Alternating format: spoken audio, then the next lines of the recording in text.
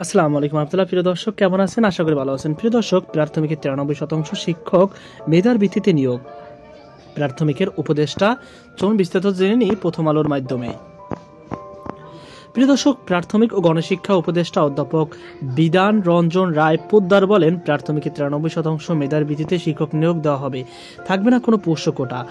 আজ রোববার খুলনায় বিভাগীয় কমিশনের কার্যালয়ে খুলনা বিভাগীয় কর্মকর্তাদের সঙ্গে মতবিনিময় অনুষ্ঠানে প্রধান অতিথির বক্তব্যে কথা বলেন তিনি। প্রাথমিক ও গণশিক্ষা মন্ত্রণালয় থেকে পাঠানো বিজ্ঞপ্তিতে বলা হয়, প্রাথমিক শিক্ষার মান উন্নয়নে শিক্ষক নিয়োগ প্রি সার্ভিস প্রশিক্ষণের উপর গুরুত্বারোপ করে উপদেষ্টা বলেন, প্রাথমিক শিক্ষার মান উন্নয়নে প্রাথমিকের বাজেট বৃদ্ধির সময়ের দাবি।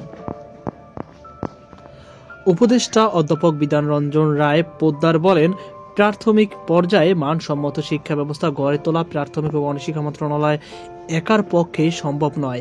এজন্য দরকার সমাজের সবার সামগ্রিক অংশগ্রহণ। এ লক্ষ্যে অর্জনে তিনি সবার সহযোগিতা কামনা করেন। তিনি বলেন, এবার সহযোগিতায় শিশুদের স্বাক্ষর করে গড়ে তোলা সম্ভব।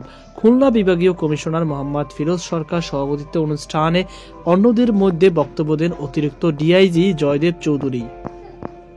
তো প্রিয় দর্শক, এই ছিল আমাদের সর্বশেষ আপডেট। এই নিয়ে আপনার কি মতামত অবশ্যই কমেন্টে জানাবেন। সকল বাধা আল্লাহ হাফেজ।